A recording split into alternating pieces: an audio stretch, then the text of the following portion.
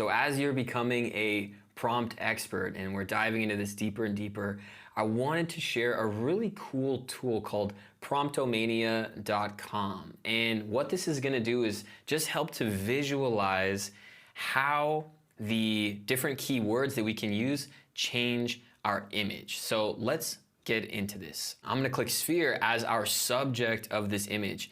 And what it's going to do is it's going to pop up all the different types of criteria that we went into about the lighting, about the effects or the post-processing and the art medium, the camera, etc. So let's see how these instantly affect the way the image is going to look. So if we were to just type in sphere, we're going to get a sphere that Midjourney is going to decide for us. But if we wanted to change the medium and make it a sketch, this is what it's going to look like right away. So you can see the instant change without having to process and output the image. Now we can go through and go even deeper and change it with pastel art. And by the way, it's adding what you would be typing to at the top bar, which at the end you could then paste into Midjourney. So if I wanted to add pastel art, now we have what the image would look like. And you can keep going down this rabbit hole. We can go to the color. And we can go to multiple color palettes, rainbow. It's really just so crazy how many different things you can do. We can do dark mode. We can do chroma, inverted colors. It's really, really crazy. So let's see what else we can do geometry-wise, shapes.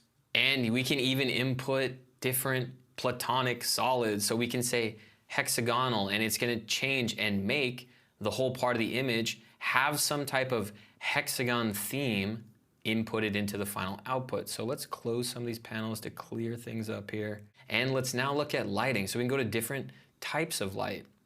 We can go backlight, rim light, natural light, sunlight. As I'm clicking them, it's popping up here and it's giving me a preview of what the final output would be. And moving down to what else we can do, we can change the material. So let's go to wood and paper and see we went from this much more glass, different options of glowing, different geometry, and now we can change the actual material that we want our subject to be made out of. Really cool, because literally everything you could think of making a sphere out of, you can do. Envelope, toilet paper, cardboard, tissue paper, different types of wood. It'll even get different types of wood grains, cedar wood, birch wood, oak. And we can even go to something like different plants. This shows the different options, mixing with cactus, hemp, hay, leaves, grass. What else do we have here? We can go to ice and snow. And seeing it in this type of format versus in the standard Discord format, it's just gonna open your mind that much more to how unique you can make every image look and feel. So let's go ahead and reset this. I'm gonna go ahead and go to the top.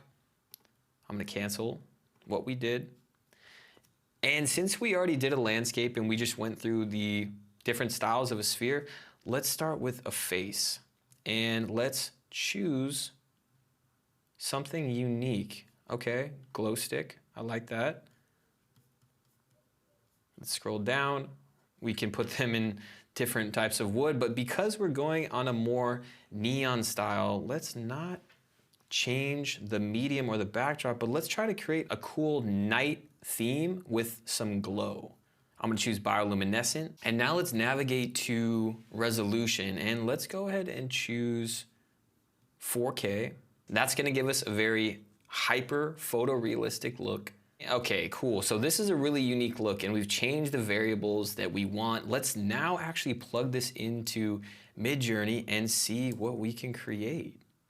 So I'm gonna do symmetrical face of Mayan warrior.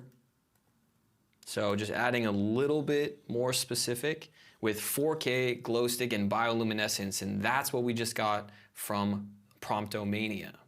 And while this is loading, you'll notice sometimes Midjourney can have a harder time with faces, so it helps to put in keywords when you're wanting to get a portrait of someone, using words like symmetrical and anatomically accurate is gonna just give a better output for something that can be difficult to replicate, like faces. But boom, here we have our output. It did a great job of mixing a Mayan warrior with the bioluminescence and high resolution that we were going for. So again, just Promptomania is a really cool way to visualize how you're influencing the final output without going through the whole process of doing it one by one on Midjourney.